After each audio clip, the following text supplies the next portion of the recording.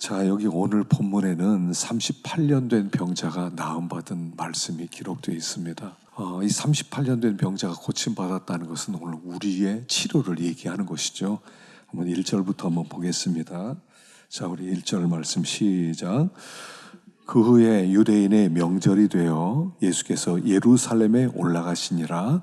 예루살렘에는 양문 곁에 히브리 말로 베데스다라 하는 못이 있는데 거기 행각 5이 있고 거기 38해 된 병자가 있더라. 유대인의 명절이 되었습니다. 6월절 아니면 초막절인데요. 어쨌든 명절입니다. 사람들이 많이 모이는 그런 절기지요. 그때 예수님께서 예루살렘으로 올라가셨습니다. 그리고 양문 곁에 베데스다라 하는 그런 연못이 하나 있었습니다.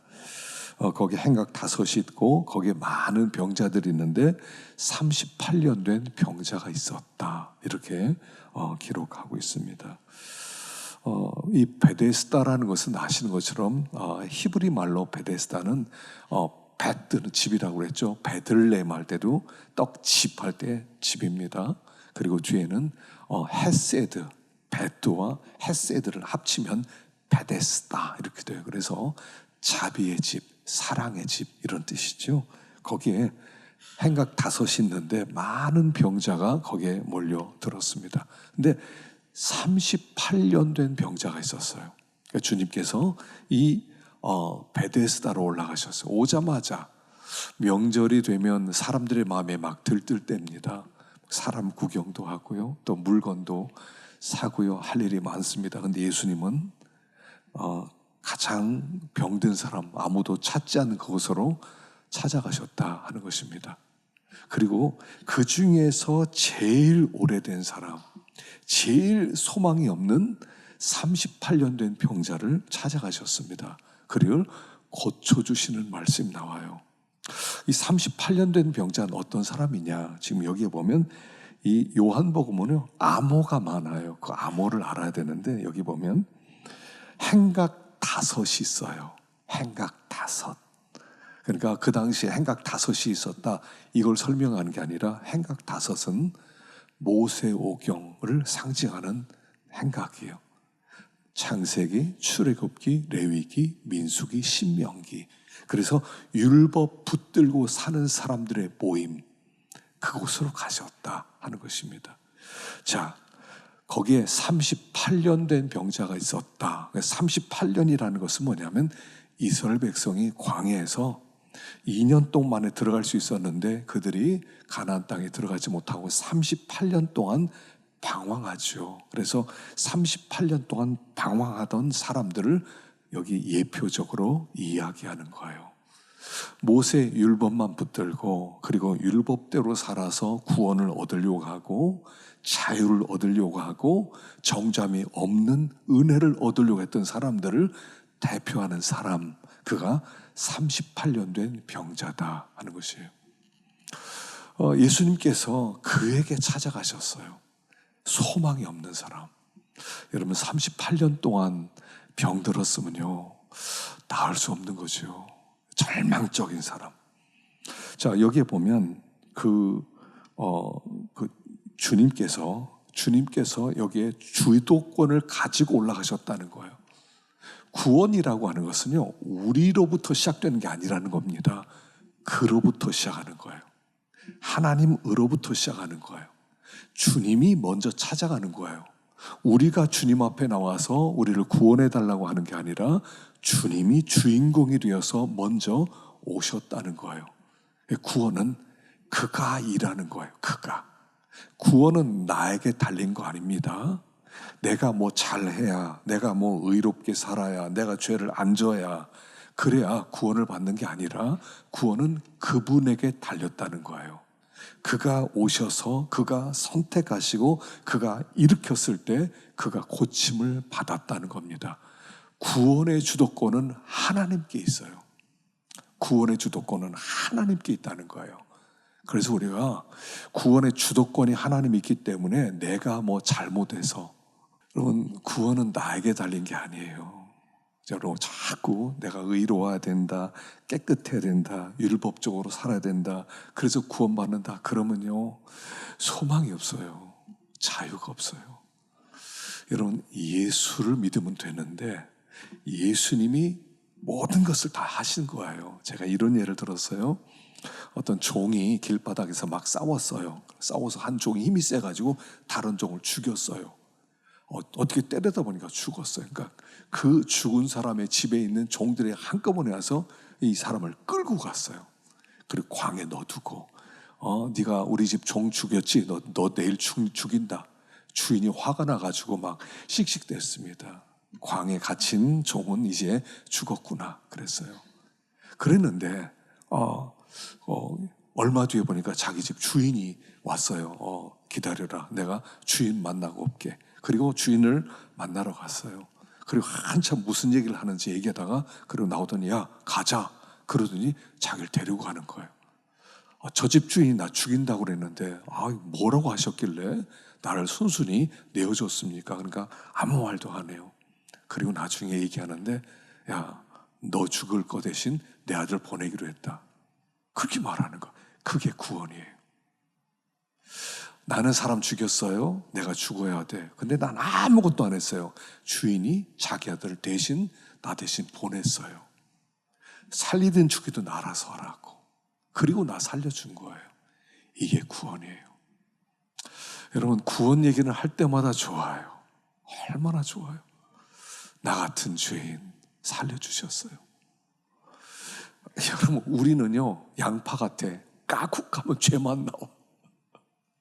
인간은요 까고 가면 죄만 나와요. 그런데도 구원해 주셨어요. 주님이 친히 오셔서 뭐 다른 거 말하지도 않았어요. 그리고 나서 자리를 들고 일어서라. 그리고 구원해 주셨다고요. 구원은 은혜다. 여러분, 이거 놓치면 안 돼요. 내가 연약하고 부족하고 쓰러지고 또 죄짓고 또 거짓말치고 또 도둑질하고 그래도 구원은 은혜다 이거예요. 주님이 친히 오셔서 고쳐주셨다 이거예요. 구원은 나 밖에서 일어난 일이지 내 안에서 일어난 거 아니라는 거죠. 내 안에서 내가 뭐 잘해가지고 뭐 의롭고 뭐 내가 뭐 다른 사람보다 낫고 그건 구원 아니에요. 구원은 밖에서 일어났어요. 그리고 구원은 주는 거예요. 구원 받아. 아무것도 안 했는데 받아. 그 구원 받은 거예요. 근데 너무 감사하잖아요. 구원 받은 사람은 그래서 이게 있는 거예요. 진짜 너무 감사한 거예요. 진짜 감사하다. 나를 구원하다니. 진짜 고맙다. 하나님 어떻게 할까요? 그 삶이에요. 그 감사가 없으면 안 돼요. 감사하다. 구원하다니. 우린 지금 구원이 뭔지도 몰라요. 영생을 얻는다는 거 이게 뭔지 몰라요. 하나님 나라로 들어가서 하나님의 영광 가운데 거한다는 거 우리는 본 적이 없어요. 그렇기 때문에 실감이 안 날 뿐이에요. 그런 마지막 날 주님이 부르신 날 우리가 하나님 나라 갔다. 우리 김하정 집사님 아버지처럼 갑자기 심장마비로 세상을 떠나보세요. 세상을 떠났어요. 근데 눈 떠보니까 하나님의 곁이고요. 주님이 우리를 안아주신다고 생각해 보세요. 이게 웬 은혜입니까? 구원은 은혜다 하시는 거예요. 자, 6절 보겠습니다. 6절 시작. 예수께서 그 누운 것을 보시고 병이 벌써 오랜 줄을 아시고 이르시되 내가 낫고자 하느냐? 병자가 대답하되 주여, 물이 움직일 때 나를 못에 넣어주는 사람이 없어 내가 가는 동안에 다른 사람이 먼저 내려가나이다. 주님이 오셔서 다른 거 묻지 않아요. 낫고 싶어? 하고 물어요. 낫고 싶으냐? 이렇게 물어보세요. 얼마나 좋아요. 그랬더니 뭐라고 답변합니까? 주님, 여기 물이 움직일 때요 사람들이 막 서로 들어가려고 하는데 38년 동안 나 넣어주는 사람이 없었어요. 그래서 내가 이렇게 고침받지 못하고 여기서 고생하고 있어요. 무슨 뜻이겠습니까? 주님, 저 좀 넣어주세요. 뭐 이런 거 아니겠어요? 저 좀 넣어주세요. 이 사람은 아직도 사람 찾고 있어요. 사람 찾고 있어요. 나를 못에 넣어줄 사람에게 기대를 걸고 있어요. 어떤 사람이 와서 나를 도와주면 나을 수 있는데. 주님이 오셨어요. 생명의 주인이 오셨다고요. 주님이 오셔서 낫고자 그러면 단순한 예 이러면 되는 거예요. 예, 아멘 하면 되는 거예요. 낫고자 하느냐 그러면 아멘 그러면 되죠. 뭐 말이 많아요. 뭐 사람들이 없고요. 서로 들어가려고 하고요. 저 사람들이 먼저 들어가고요. 내가 들어가지 못해서 이 모양입니다. 왜 그런 얘기를 합니까? 주님이 낫고자 하느냐 그러면 예 하면 되는 거예요. 아멘 하면 되는 거예요. 우리가 제일 못하는 게 예, 아멘, 아멘, 예. 낫고자 하느냐? 예, 낫고 싶지요. 주님, 낫고 싶습니다. 이러면 되는 거예요. 사람 나를 넣어줄 사람이 없다. 그 얘기는 뭐냐면 사람을 탓하고 있는 거예요. 내가 이렇게 38년 동안 칙사하게 내 인생 이렇게 살아가는 것은 사람 때문입니다. 그거 아니에요. 자꾸 핑계를 사람에게 둬요. 어떤 사람, 누구. 자꾸 어떤 사람이 있으면 내가 더 잘 될 거라고. 도와주는 사람이 있으면 뭐가 성공할 거라고. 뭐가 더 잘 되고 내가 병에 나을 거라고. 자꾸 사람을 바라봐요. 주님이 오셨는데, 주님이 곁에 계시는데, 여러분 우리 곁에 주님이 계셔요. 주님이 계셔서 내가 낫게 해주겠다라고 말씀하는 거예요. 주님이 계신다는 거예요. 그래서 주님이 계시면 되는 거예요. 주님이 계시면. 주님은 예, 아멘. 여러분 주님이 오셔서요. 말씀은 아멘 하세요. 아멘. 말씀이 선포되면 아멘 이러면 되는 거예요. 아멘. 우리 교회는 이 아멘을 잘 못해요. 아멘을 잘해야 되는데. 아멘 한번 해보십시다. 낫고자 하느냐? 예. 걷고자 하느냐? 예. 자유하고 싶으냐? 아멘 하면 되는 거예요. 아멘, 아멘, 아멘. 하나님이 그대로 해주시는 거예요. 사람을 자꾸 쳐다봐요. 어디 누구 없나? 이 세상에 나를 도와줄 사람 없어요. 우리의 소망은 예수뿐이에요. 예수. 예수가 세상의 유일한 소망이에요. 그분이 오셨어요. 창조주가 오셨어요. 병을 치료할 수 있는 능력이었었어요. 아멘 이러면 되는 거예요. 주일날 말씀을 들을 때 마지막에는요 아멘 꼭 하세요. 아멘, 아멘, 아멘, 아멘만 잘하면요 복을 받습니다. 자, 8절 보십시다. 8절 시작.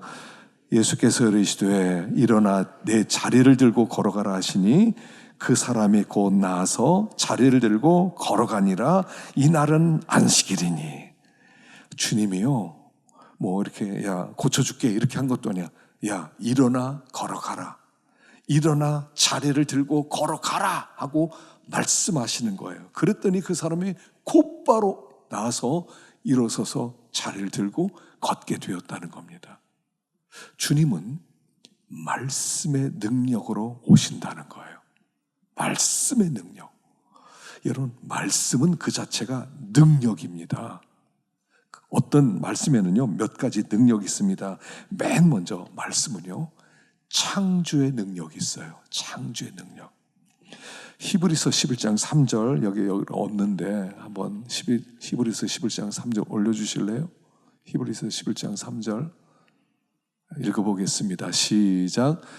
믿음으로 모든 세계가 하나님의 말씀으로 지어진 줄을 우리가 아나니 보이는 것은 나타난 것으로 말미암아 된 것이 아닌지라. 하나님의 말씀.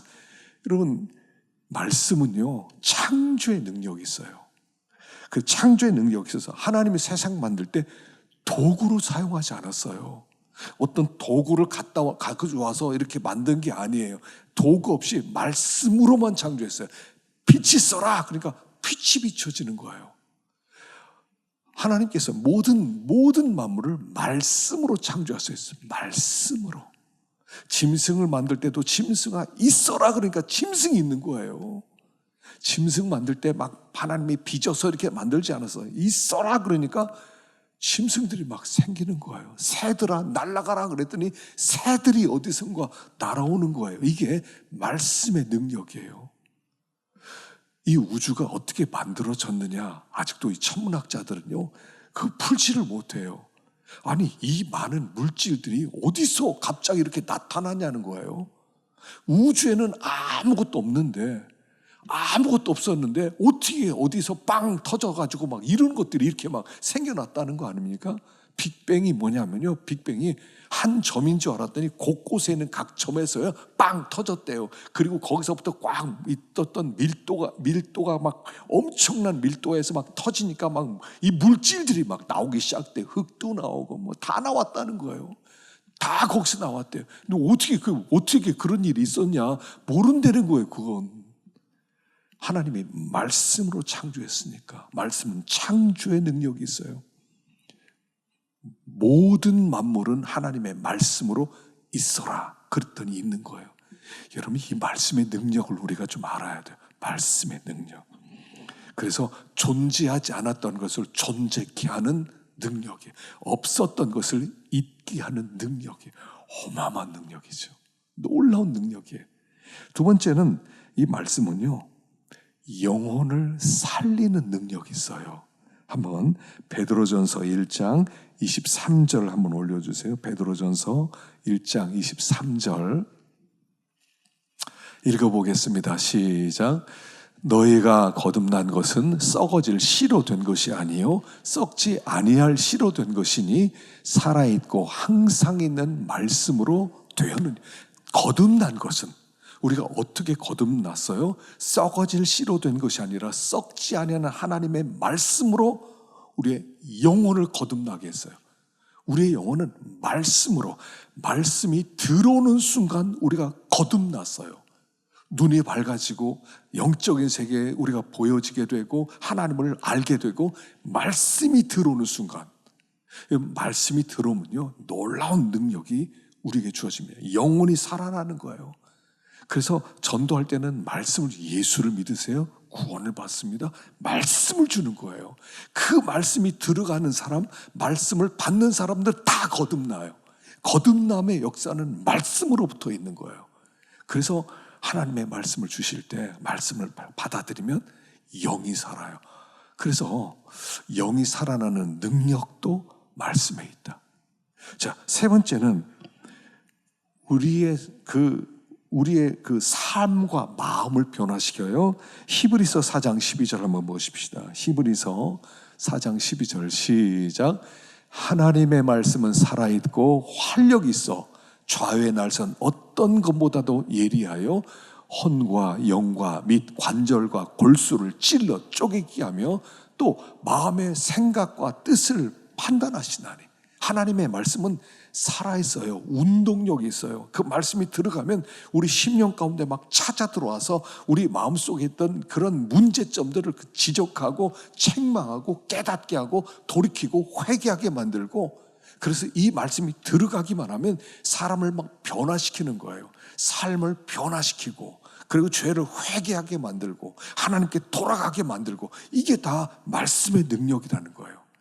하나님의 말씀이 오기만 하면, 하나님의 말씀이 선포되기만 하면, 그래서 우리가 말씀 받는 것을 은혜 받는다 이렇게 말하는 거예요. 여러분, 다른 거에 없어요. 뭐 이런 책도 읽고 저런 책도 읽고 뭐 자기 개발법도 있고 뭐 세미나도 듣고 뭐 다 해보세요. 사람 살려내지를 못해요. 변화를 시키지를 못해요. 말씀만, 살았고 운동력 있는 말씀만 들어오셔서, 칼이에요. 칼, 말은요. 말씀은 칼이에요. 칼이 들어오잖아요. 그러면요 돌이키기도 있어요.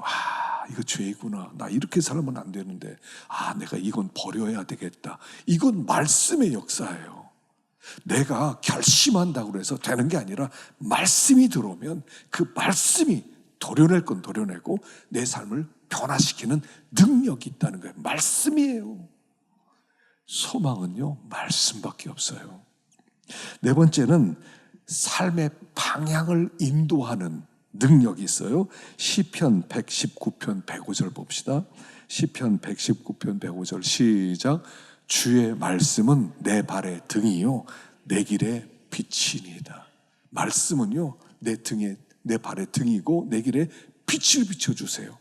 말씀이 쫙 비춰주세요. 우리 가는 길을. 네가 가는 길은 여기다, 거기로 가라, 또 저기다. 말씀으로 계속 비춰주세요. 그래서 그 말씀을 따라가기만 하면 되는 거예요. 말씀만 따라가면요, 거기엔 우리의 인생의 삶의 방향을 가르쳐주는 능력이에요. 능력. 말씀은 우리의 삶의 그러니까 우리가 이렇게 살아야 돼, 저렇게 살아야 돼, 자꾸 눈치 보잖아요. 세상 사람들은 어떻게 살아가는가, 다른 사람들은 어떤 선택을 하는가, 자꾸 눈치 봐요. 그래서 사람들이 많이 가면 거기 또 따라가기도 하고, 사람들이 싫다고 하면 나도 싫다고 하고. 이건 뭐 믿는 사람이 말씀을 따라가는 게 아니라 사람을 따라가요. 많은 사람들이 가려고 하는 그 길 따라가면 어떻게 살아가겠어요? 말씀이 비춰지는 곳으로 가면 돼요. 말씀이 비춰진 거, 이렇게 해라, 여기다, 여기다. 그러면요, 인생길에 실수가 없고요, 실패가 없어요. 말씀 따라가면요, 잘못된 게 없어요. 다른 사람 보면, 아, 너 그럼 망해, 너 그렇게 어떻게 하려고 그래, 그거 말도 안 돼. 하지만 아니, 하나님이 이 길을 원해. 그 길 가다 보세요. 그 길 끝에 뭐가 있는가? 그 길 끝에 뭐가 있겠어요? 거기 승리가 있는 거예요. 그래서 이 말씀은 우리의 삶을 인도하는 능력이 있는 거예요. 말씀을 인도하는 능력.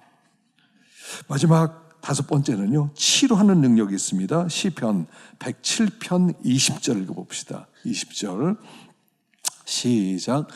그가 그의 말씀을 보내어 그들을 고치시고 위험한 지경에서 건지시는 도다. 말씀을 보내서 고쳐주세요. 치료할 때 보면 말씀이 와서 우리를 치료해요. 말씀이 들어오기만 하면요, 말씀을 받기만 하면 말씀이 우리의 병든 부분을 치료해요. 연약한 부분을 치료해요. 상처를 치유해요. 우리 마음 가운데 어떤 상처가 있습니다. 근데 주님이 말씀을 보내주세요. 그 은혜를 받아요. 그러면 그 부분이 씻은 듯이 낫게 되는 거예요. 지금 이 사람에게도요, 하나님의 주님의 말씀을 주시는 거예요. 일어나라, 자리를 들고 걸어가라. 그러니까 벌떡 일어나는 거예요. 치료하는 능력은 말씀으로부터 시작되는 거예요. 그래서 이 말씀을 잘 붙들기만 하면 그 말씀에는 창조의 능력도 있고, 영혼을 살리는 능력도 있고, 마음을 변화시키는 능력도 있고, 인생의 방향을 인도하는 능력도 있고, 치료하는 능력도 있어요. 말씀에 다 있어요.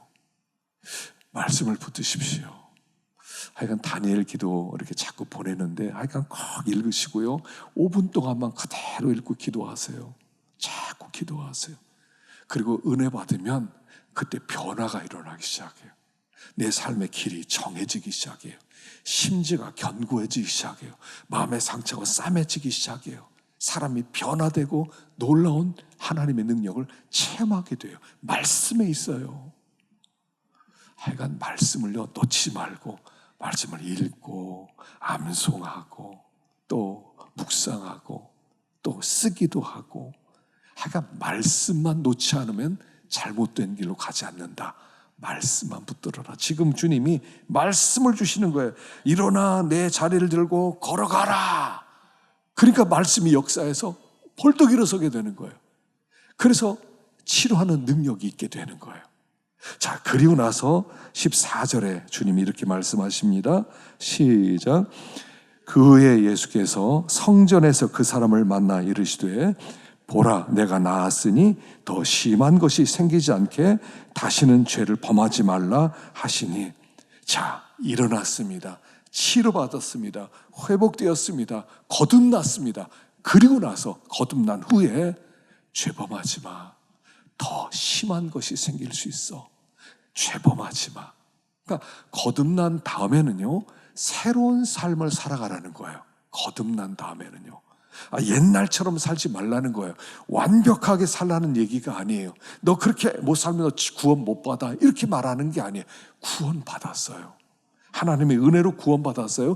그런데 구원은 받았는데 새로운 삶을 살지 못하고 옛날로 돌아가고 다시 세상을 바라보고, 그리고 나서 하나님의 기쁘시게 하지 못하고 죄를 범하면 너의 삶은 파괴가 일어날 거야. 여러분, 죄는요, 파괴를 시켜요. 자꾸.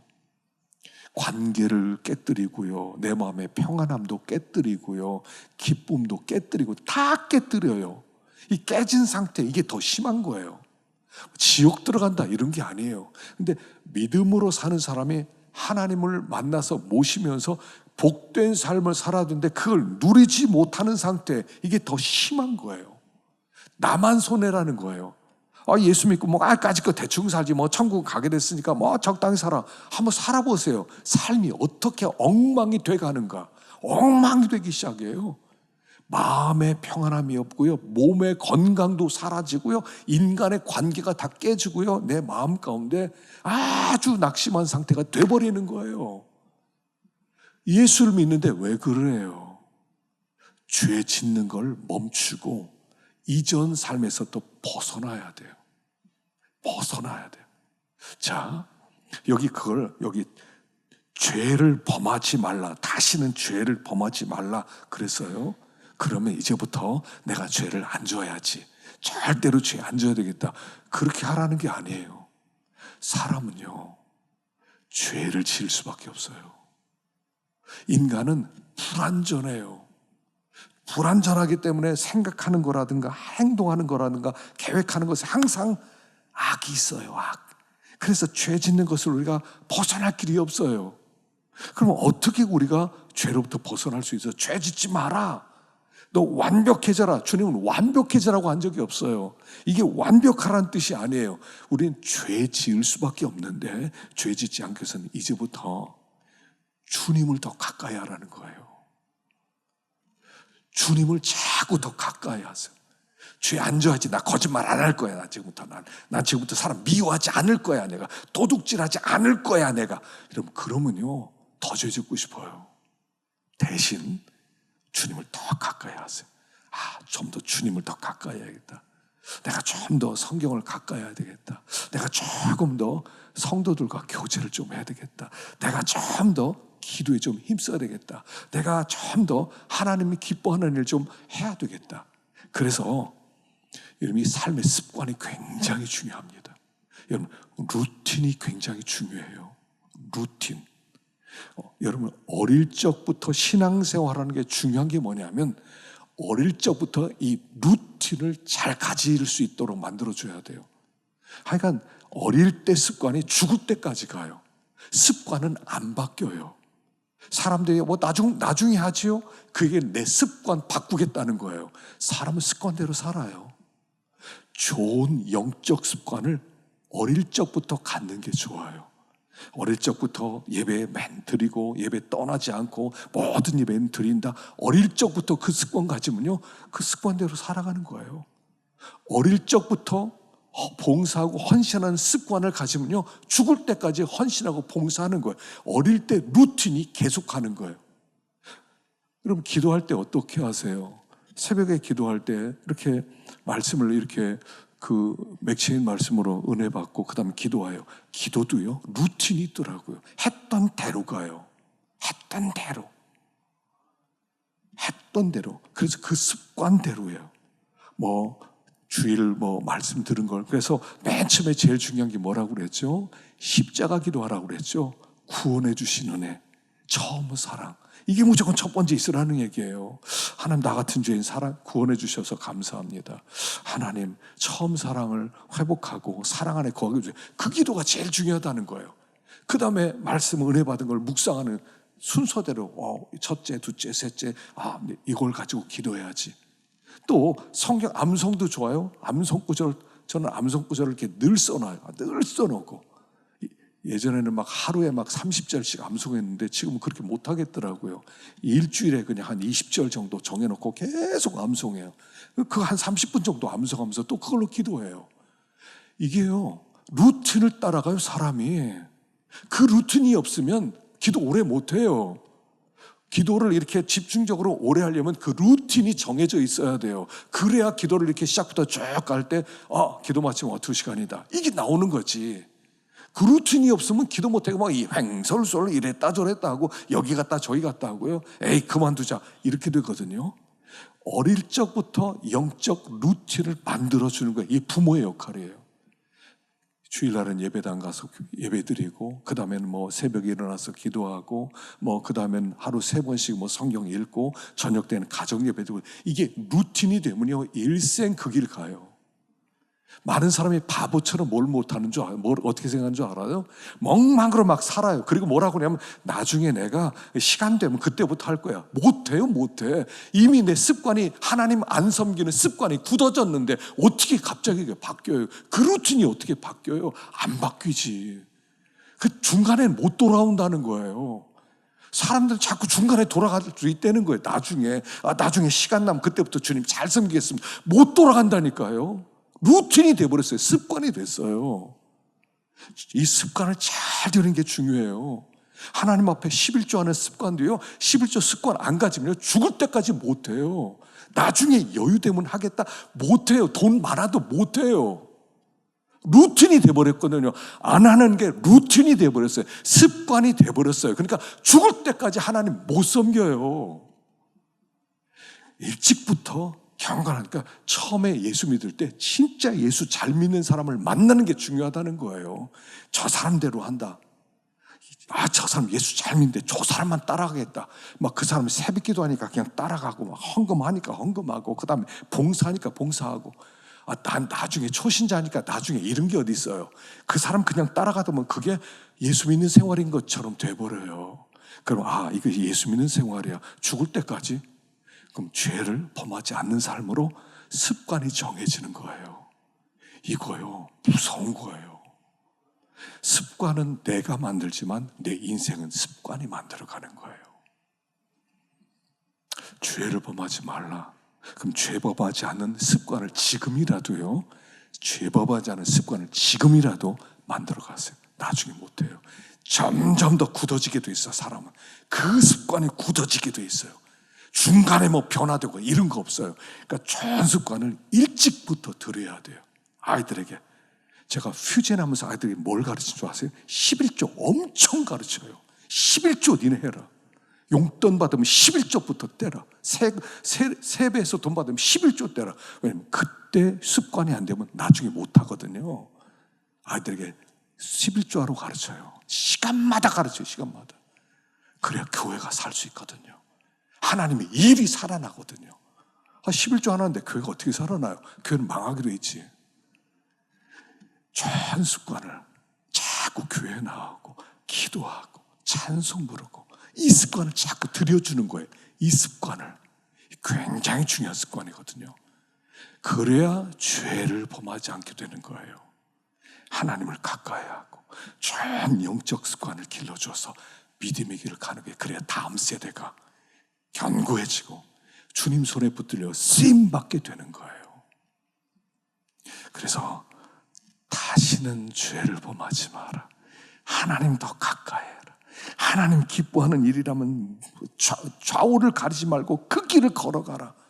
그러다 보면 더 하나님과 하나 되어서 승리하는 삶을 살아가게 될 것이다 라고 말하는 것입니다.